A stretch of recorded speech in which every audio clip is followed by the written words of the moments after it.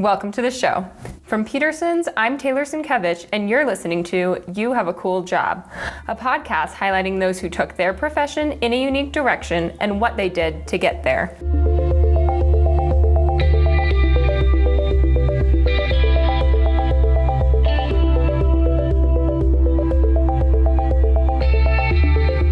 On today's episode of You Have a Cool Job, we talk with someone who has a career we've all heard of, but probably don't know a lot about how it works today. Adam Freed is a fine artist who creates landscape oil paintings to sell through his local art gallery and at art festivals. So, Adam, on a day-to-day basis, what does your job as a fine artist look like? Well, that is a tricky question to answer because my job, even though, yes, I make my living as an artist, my job never really looks exactly the same from day to day, even from year to year. There might be, I work out of my studio's in my home. I work out of an extra room in my home. So I work from home, and, there might be days when I can devote an entire day to just being in my studio and painting. But, there are other days when, for example, I'm the vice president on the board of a local art organization called Artists of Crested Butte. So on this particular day, before getting into the studio, I went and had a board meeting.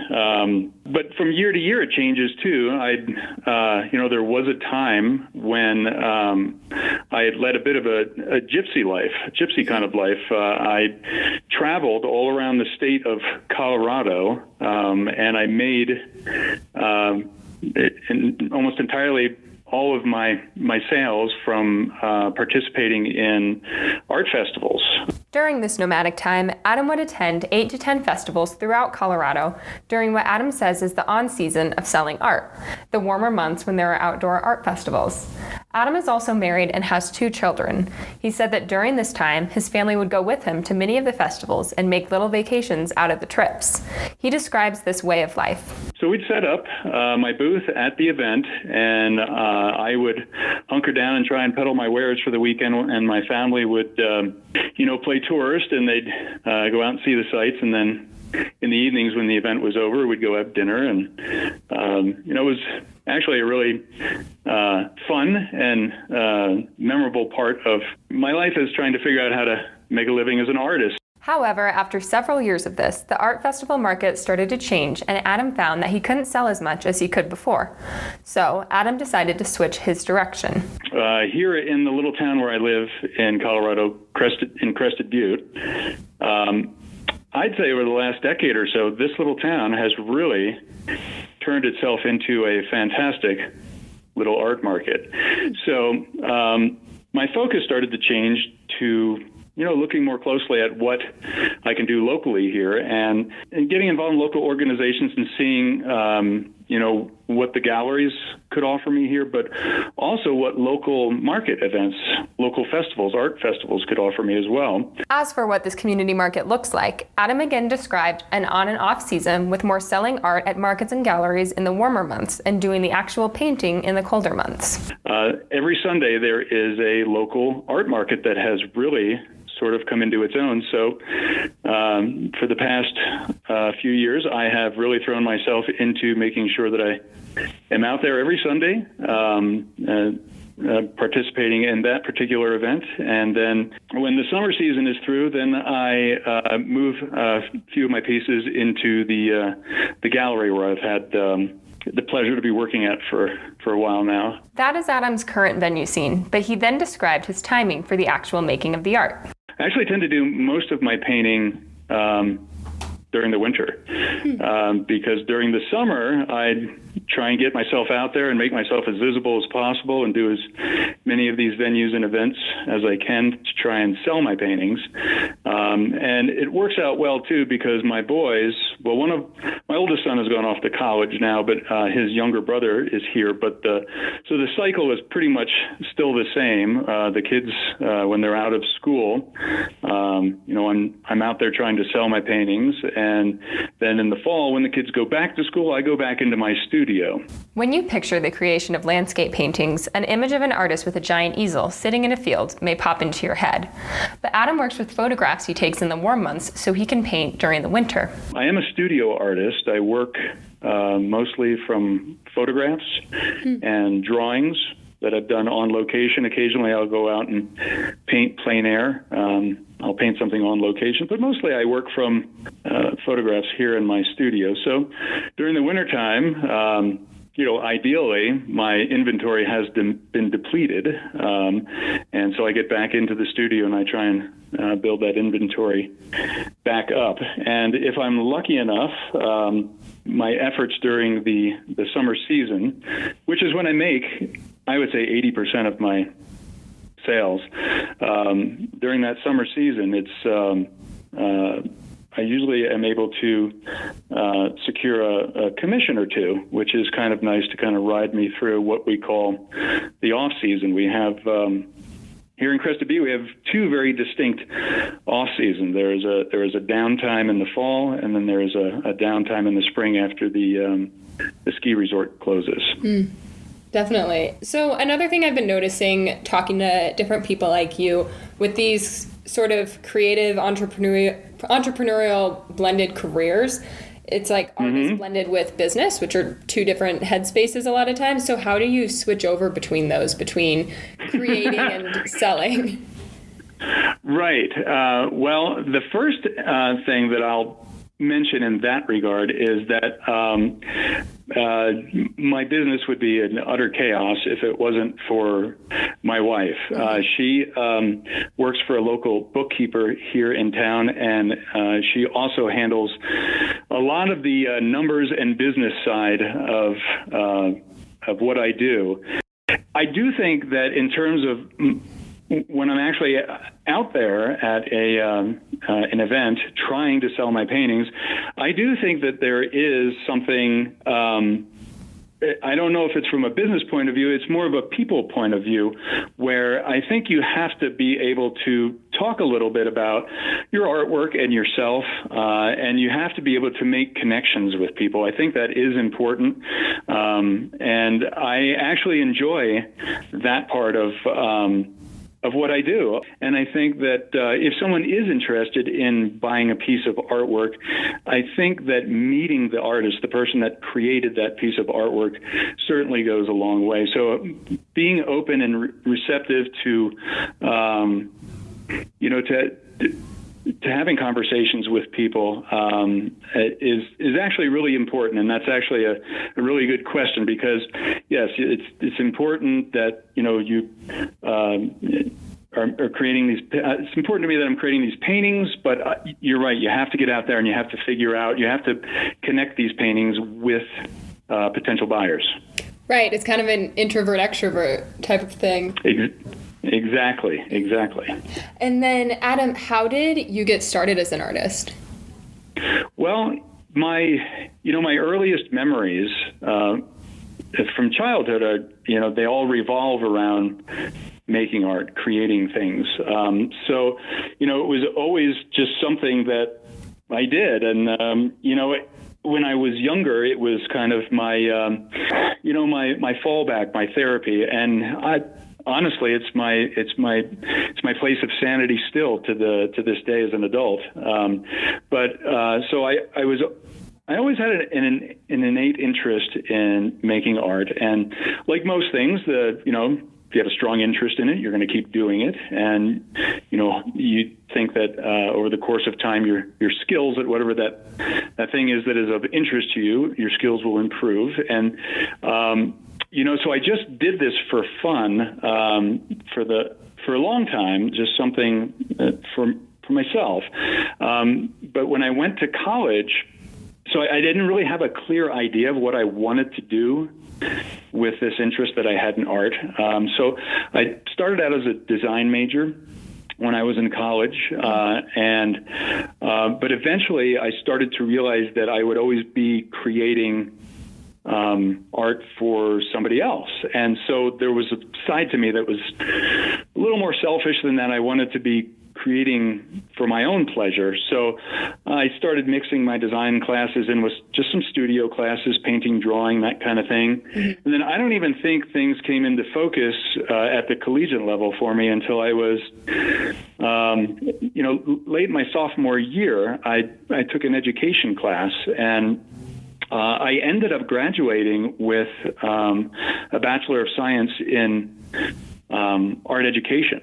Adam took his degree to Florida and taught elementary school art for about 4 years before he decided he wanted to change. He left Florida and traveled around Europe for a while, then returned, where he decided to venture out to Colorado and met his now wife. And so she and I both had this idea that we should open up an arts and crafts supply store here in Crested Butte, which there was nothing like that at the time. And so we opened up this store and ran it for about 8 years. And it was during that 8-year period here in Crested Butte that we were running this little business that I was still painting, just again at this point just for fun, and I decided maybe I'll bring some of my paintings in and just hang them on the walls in this little arts and crafts supply store. We called it the Creation Station. So I brought my paintings in and hung them in the Creation Station, and people started buying them. So that's when I sort of got this idea that, okay, I've taught art, and I've been running a business that sells art supplies, and I've been painting this whole time, and like I said, from as far back as I can remember, always creating art. Maybe now is the time to try to see if I can actually make a living selling these paintings that I love to make. So that's where that all sort of started for me. And like I said, that kind of brings me up to speed to where I am now. I've been kind of pecking away at this and getting a little better at it, I like to think, in terms of selling and making art for the last 25 years. Right. And also, you mentioned college. Did you go to art school or regular college? I went to Buffalo State College in upstate New York. Okay. It wasn't an art-specific school, but it had a strong education program, which I think is, was good that I got involved at that time in my life in the idea of teaching art. And I think that I don't have any regrets about any of the choices that I made along the way, because I think that sometimes you have to make one choice to turn you in another direction, and then eventually, that choice leads to another. And I feel like I've sort of been narrowing this focus for the last few decades now. I feel very blessed. I feel very fortunate to be able to wake up every day and make a living at doing something that I love to do. Yeah, and then why did you go into specifically make landscape paintings instead of something else? That's actually a great question. I think it's mostly because of the response that I have had from childhood till now to my surroundings. Adam shared his experiences as a child in upstate New York and recalled many childhood memories of wandering through forests and fields. My appreciation for natural beauty was taken to some other level once I found my place here in Colorado. So I think I've always had this strong connection to the outdoors and to nature, and transitioning, it sounds weird, but transitioning from upstate New York to Crested Butte, Colorado, other than, like I said, the scale of things and the sheer majesty out here, it wasn't like a huge departure. It wasn't like I was coming from some big city, moving to this little 8-block town in the middle of the mountains in Colorado. I brought with me already this appreciation for nature. So I think it's all of that combined that sort of drives me to paint landscapes. But I'm not opposed to including figures in my paintings. And like I said, a lot of my paintings aren't just pure landscape. They do have buildings. There might be some scenes with towns and things like that. And but I think that there is something that is, that is a deep connection for me as far as, painting nature. Adam has been painting his whole life and has been selling his paintings for 25 years now. With this in mind, the advice he received years ago that keeps him going may surprise you. One of the best pieces of advice that I ever got was from a friend of mine here in Crested Butte who is a different gallery owner than the one that I work at. But many years ago, she said to me, when she first saw me out there and trying to make a go of this, she said, okay, I'm going to give you some advice. She said, just keep painting. And I'm like, well, of course I'm going to keep painting. What kind of advice is that? Yeah. And to this day, I actually think that is something that maybe people don't understand, that you have to commit, and it is hard to stay on track. At least for me, I'm just talking from my own perspective. It maybe is something that people might not think about. For me, they might just think that I'm just happily painting along every day. But life has, and I don't want to say distractions, because it's not really like that. Life has I have other obligations. There are other things that, other responsibilities that must be attended to. And to stay on track with your painting is actually challenging for me. Like I said this morning, I'm out the door for a meeting. I find out yesterday that my battery is dead in my vehicle, so that has to be attended to. I have kids that are in school, and like I said, these are joys of my life that I happily partake in. But you have to find a balance between all of the other things that go on in everyday life and all of your other responsibilities. You have to find the balance between that and carving out that time for you to paint. Because for me, it is a process. I have to be in my space here in my studio. I have to have, all my little creature comforts going. I have my music. I have my palette here with all its colors on it. So, I kind of have to get in this place where my mind is going to be ready to paint. But there always are these things that you have to tend to in your everyday life. But that is all part of it. And I think and finding that balance and finding a way to make all of that work is as much a part of anything. It's like I'm not just an artist, but I'm an artist trying to be a family man, a father, a husband, and I'm trying to to incorporate all of these elements together. So that's kind of maybe what I think, is that people think that I'm just happily painting along, but I'm actually it sounds weird, but it's a battle to get to the easel for me. I constantly have to fight for that time. As you may expect, a certain focus and energy is important for an artist, and something Adam has to be conscious of. Pressure for me is not conducive with the creative place that I want to be. So, yeah, and maybe sometimes I'm only able to get in my studio here and paint for an hour or two, but other times then maybe I can just devote an entire day, which is bliss, just being in here painting.